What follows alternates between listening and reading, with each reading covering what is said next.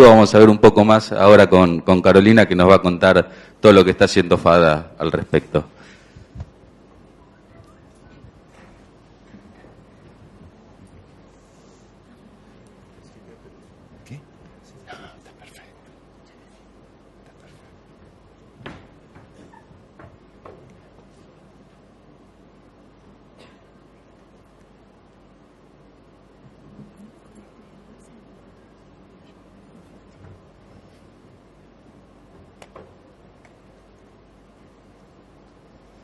Bueno, buen día. Muchas gracias a Presid nuevamente por permitir que FADA vuelva a participar en el panel de bioenergías este año, en uno de los paneles. El trabajo que les voy a comentar que estamos haciendo desde FADA tiene que ver, como bueno, ya adelantaron los demás participantes del panel, con energía con biomasa y puntualmente con el aporte que pueden hacer los productores agropecuarios en la matriz energética del futuro. La misión de FADA, que es donde se enmarca este trabajo en energías renovables, es investigar, elaborar y difundir propuestas de políticas públicas en todos los estados, en los 3 niveles del Estado, creando empleo genuino para el desarrollo de Argentina. En este marco es que vimos la relevancia de la matriz energética futuro y decidimos hace ya 3 años empezar a trabajar con biomasa agropecuaria. Vamos a avanzar por 2 líneas, lo cual también fue en parte adelantado, por el marco regulatorio para el uso de fuentes renovables para generar energía eléctrica. Vamos a ver brevemente la Ley 26190, el programa GENREN, algunas otras licitaciones que se han realizado en los últimos 4 años con respecto a biomasa y finalmente la resolución 108, de la cual también ya algo se comentó. En segundo lugar, vamos a ver, como decía, el aporte que pueden hacer los productores agropecuarios a futuro, en el corto y mediano plazo, a la matriz energética renovable. Vamos a ver un modelo de insumos de generación distribuida con biomasa agropecuaria, una comparación de los costos de generación de esta energía con otros tipos y finalmente algunos indicadores de impacto social y económico. Bueno, como mencionaba, la Ley 26190 es la primera que viene a formar parte de un marco regulatorio que propicie la generación de energías renovables para energía eléctrica. Es decir, es la primera base seria que contempla además varios tipos de energías. Desde 2001 hay varias resoluciones que también hablaban del tema y mencionaban, incluso también hay leyes, pero que no contemplaban todas las energías renovables, sino solamente algunas. Esta ley, como decía, hace extensiva la definición de energías renovables, es decir, menciona cuáles van a ser las energías renovables que se van a contemplar desde este momento. Igualmente pone como un objetivo a 2016, 10 años más tarde de la vigencia de la ley, que el consumo de energía eléctrica, el 8% del consumo de energía eléctrica deberá ser renovable en el año 2016. En este sentido, bueno, voy a tratar 3 puntos fundamentales de esta ley, estos son los 2 primeros, y ver, bueno, en qué se falló y en qué deberíamos mejorar a futuro. Es decir, obviamente la voluntad se nota desde el momento en que desde el Estado Nacional se pone una ley para fomentar y propiciar la generación de energía renovable. Sin embargo, bueno, hubo algunas falencias que no permitieron que esta ley sea tan exitosa. En primer lugar, esta ley lo establece como objetivo a este 8% y no pone la obligación para un sujeto determinado, lo cual hace difícil el cumplimiento a futuro. O sea, debería existir un compromiso con ese objetivo meta, pero al no haber un responsable de eso, es más difícil que se concrete. Igualmente, había un horizonte de 10 años para cumplir este objetivo del 8%, y el decreto reglamentario, lamentablemente, tarda 3 años en salir, lo cual le quita 3 años de tiempo a la ejecución de los proyectos de energías renovables. El tercer punto relevante son los beneficios impositivos y de remuneraciones que establece la ley. Ahí vemos devolución anticipada, amortización acelerada, en excluyentes, uno u otro para las inversiones, y remuneraciones adicionales que se ponen como tope. Bueno, estos beneficios también tienen algunos inconvenientes porque debía conformarse en ese momento un fondo fiduciario de energías renovables que remunere a los mega que se producirían desde ese momento de energía renovable, y ese fondo nunca se conformó. Igualmente, iba a ser actualizado con un coeficiente de adecuación trimestral que había dejado de ser actualizado el año previo que se publica la ley, otro inconveniente adicional. Y por último, algo que se cuestiona y que se torna complicada la aplicación es que se establecen valores máximos. A diferencia de lo que había pasado con leyes anteriores, se establecen valores máximos con una fórmula porcentual, pero que de alguna manera permite cierta discrecionalidad al momento de determinar las tarifas. Estas son las principales cuestiones por las cuales la ley no llega a ejecutarse rápidamente y no aparecen muchos proyectos en ese momento de energías renovables.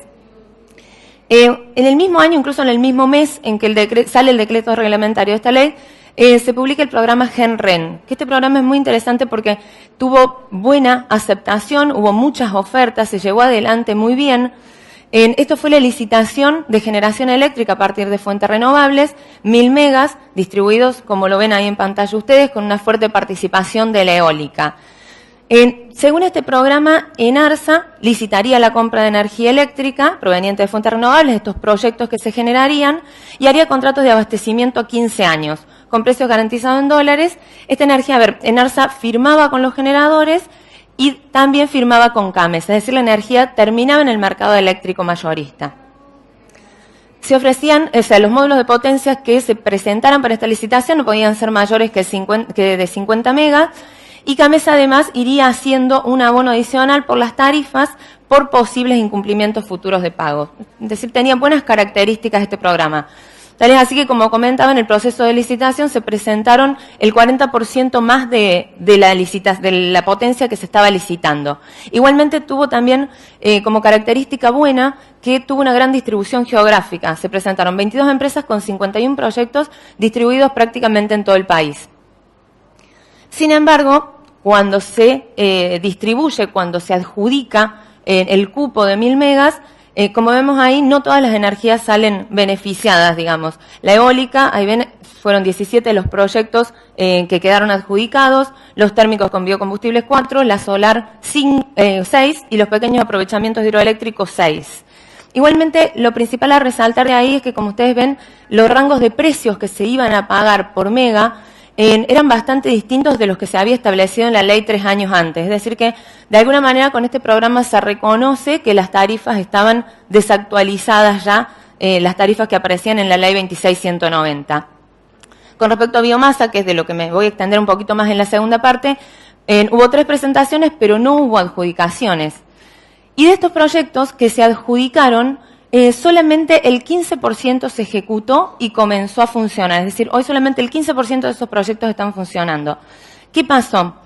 Hubo un inconveniente con el tema del financiamiento. Es decir, estos contratos de ENARSA y de CAMESA no fueron suficientes para que las empresas que querían ejecutar estos proyectos, que como ustedes saben son capital intensivo, consiguieran el financiamiento. Igualmente se avanzó por otra línea, que fue la constitución de un fideicomiso, con dinero del Tesoro Nacional, con la administración del Banco Vice, pero tampoco se pudo conseguir. Es decir, la potencia adjudicada que está funcionando hoy es solamente el 15% de las adjudicadas. Igualmente, como decía, después de esto hubo algunas cuestiones puntuales, como por ejemplo un programa GenRen 2, que solo fue para proyectos de energía eólica, licitaciones puntuales para biomasa, donde salieron beneficiadas plantas de biogás. Bueno, ahí ven, no me quiero detener en nombrar cada uno porque me voy a quedar sin tiempo. 2 proyectos de 16,6 megas, otros por concurso privado que fueron adjudicados en Misiones de 7,5 megas, divididos en 2 proyectos, y un tercero que no tuvo adjudicaciones. Sin embargo, como mencionaba el representante de Santa Fe que estuvo en el panel previo, la resolución 108 fue la que trajo de alguna manera aparejada un incremento de los proyectos que se presentaron y un incremento también en la ejecutividad de los proyectos. La resolución 108 implica una contratación directa de unidades renovables y posibilita la firma de contratos a fuentes renovables donde compraría CAMESA, al igual que en el anterior, en el GenRen. Establece contratos a 15 años, nuevamente con tarifas en dólares, y lo particular que tiene es que cada caso es analizado de manera particular. Es decir, hay que presentar en la Secretaría de Energía los costos, la parte técnica de cada uno de los proyectos y son analizados de manera puntual. Esto es lo que hoy está vigente y lo que parece que ha incentivado de alguna manera este mercado de energías renovables. Bueno, año 2012, no hay cifras más actuales, 2013 sería lo ideal. Vemos en estas cifras que solamente el 1,4% de la demanda del mercado eléctrico mayorista se cubre con energías renovables, bastante lejano al 8% que tenemos pensado como objetivo, planteado como objetivo para dentro de 2 años. También es bueno resaltar que el 83% de esa energía renovable es mini hidro y eólica, con lo cual biomasa todavía tiene una materia pendiente en este tema. Solamente el 4% es energía con biomasa. Bueno, de aquí es que va a venir la segunda parte de la presentación, donde haremos un planteo para mostrar el aporte que pueden hacer los productores con la energía renovable, a la matriz energética, con biomasa agropecuaria. En primer lugar, para hacer una introducción de qué es la biomasa en Argentina, de cuáles son las fuentes de biomasa en Argentina, vamos a ver, los voy a anunciar solamente porque estoy viendo que me quedo sin tiempo: recursos forestales y foresto-industriales, residuos sólidos urbanos y, por otro lado, los recursos agrícolas, que en ese punto me detengo un poquito más. Vemos que están los cultivos energéticos, los residuos de estos cultivos, los residuos pecuarios, que son los defluentes de criaderos animales, y los residuos agroindustriales. Solamente para mencionar algunos, el caso de los cultivos energéticos puede ser, por ejemplo, el maíz, el sorgo. Los residuos hace referencia a los rastrojos. Los residuos pecuarios, bueno, preferentemente son de criaderos de cerdos y de tambos por cuestiones de cómo transportarlos y cuestiones de eficiencia en la cantidad. Y los residuos agroindustriales, la cáscara de maní y la cáscara de girasol, que AGD tiene un proyecto ya en marcha hace varios años. El modelo que voy a presentar de generación distribuida con biomasa agropecuaria es en base a cultivos energéticos y a residuos pecuarios efluentes de criaderos animales. Con lo que nosotros estamos trabajando, porque sabemos que es posible en la Fundación, es con 50 plantas de 1 mega cada una, que se nutran, cuyos insumos sean el silaje de maíz y los efluentes de criaderos animales. Como vemos ahí, lo necesario serían 25.000 hectáreas sembradas de maíz para las 50 plantas y 200.000 metros cúbicos de estiércol. Ahí estos números, a veces mirándolos de manera absoluta, parecen un poco altos, por eso es que decidí ponerlas también las cifras de superficie en hectáreas del cultivo de maíz y la cantidad de existencias en cabezas, que es como se cuenta, como se utiliza para ver la cantidad de efluentes. Como vemos ahí, hay millones de hectáreas sembradas entre estas 3 provincias, Buenos Aires, Córdoba y Santa Fe, que son las más fuertes, y las existencias ganaderas, que también se concentran en estas 3 provincias, como vemos, son elevadas. Solamente a manera de que dimensionemos la cantidad de estos insumos que estamos necesitando, que los tenemos disponibles, y que en el caso de los residuos, por ejemplo, son en muchos casos un problema para el productor. Córdoba, con el 1% de la superficie sembrada, puede hacer estos 50 megas, con el 5% de las vacas en tambo y con el 2% de los cerdos. O sea, son porcentajes ínfimos para la producción que tienen estas 3 provincias. A ver, uno de los temas que suele surgir cuando avanzamos sobre estos conceptos y este modelo de generación distribuida es la diferencia de costos que tiene. Porque estamos usando materiales que, no en el caso de los residuos, pero sí en el caso del silaje, tienen un costo.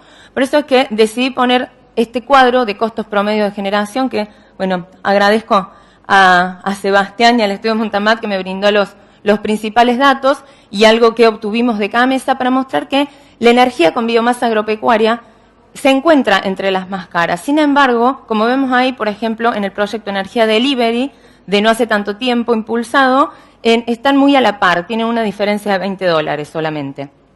Es decir, es más cara, pero hoy estamos utilizando energía de similar costo. Igualmente, yo creo que no solamente hay que mirar en este momento el tema de costos de generación, sino que voy a mostrar 2 indicadores que creo que van a hacer pensar nuevamente si es cara o es barata la energía con biomasa agropecuaria. La multiplicidad de actores que se ponen en funcionamiento cuando una planta de solamente 1 mega se instala en algún pueblo del interior, ahí vemos, son una enorme diversidad: productores, transportistas, sistema financiero, la comunidad educativa del lugar, los proveedores de servicios anexos. Son una enorme cantidad, una interacción de actores que generan un total de al menos 1.330 puestos de trabajo. Este número igualmente nos ha sucedido en otras estimaciones en que hemos hecho de industrias que todavía no están funcionando. Siempre lo tomamos como piso, porque realmente la generación de empleo se conoce cuando los proyectos comienzan a funcionar y están en marcha, y siempre son mayores que los estimados previamente. El segundo punto es el ahorro de divisas, que bueno, ya hicieron ya hizo Sebastián una introducción sobre este tema, nosotros comparamos ese biogás que se genera, cuánto le está saliendo hoy al Estado Nacional para generar esa energía. Son 72 millones de dólares que ahorraríamos con estos 50 megas. Por último, como decía, estos 50 megas pueden ser posibles a 2016 para colaborar con esta matriz energética y además mostrando estos indicadores de impacto social. Igualmente creo que tenemos que mirar un poco más allá y no quedarnos solamente con esta meta de 2016. Nuestras estimaciones dicen que para 2020 el 2% de la matriz energética nacional podría cubrirse solamente con esta tecnología que, como ya mostré, los insumos están disponibles y el impacto social y económico sería mucho más alto.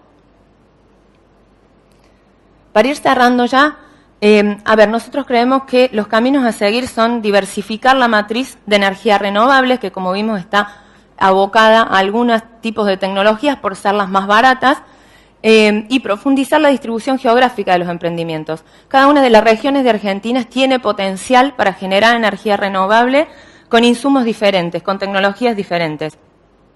Y creemos que el ideal es aprovechar el potencial total del país.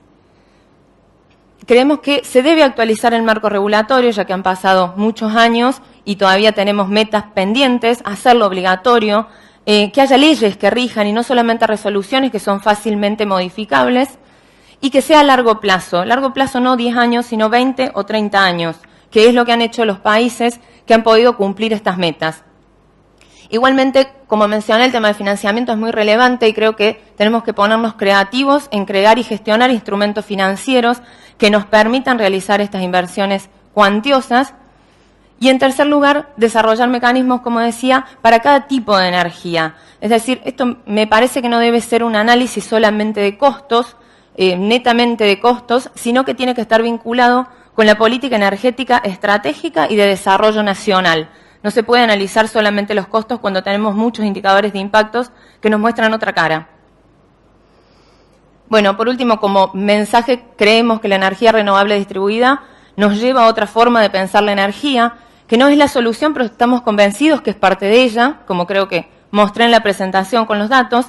Creemos que complementa la energía generada con combustibles fósiles, no hay necesidad de pensar constantemente en la sustitución, se puede pensar en crecer y en hacer más grande esa matriz de energía. Y por último, pensar en el rol diferente que cumple la energía renovable distribuida, que es generar empleo, agregar valor y acompañar el desarrollo de los pueblos del interior. Muchas gracias.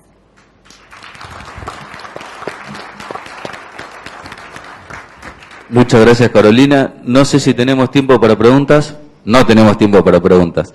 Bueno, les agradecemos a los panelistas por habernos brindado esta interesante disertación y a todos ustedes por haber estado acá. Quiero informarles, voy a pasar un chivo, que el Centro de Ingenieros Agrónomos está otorgando becas para aquellos graduados, tanto de grado como de posgrado, en los últimos 5 años que han hecho su tesis en energías renovables, que se comuniquen, que entren en la página web, que van a encontrar las bases, que hay un premio económico muy interesante para ello. Así que bueno, muchas gracias a todos, nos estamos viendo. Gracias.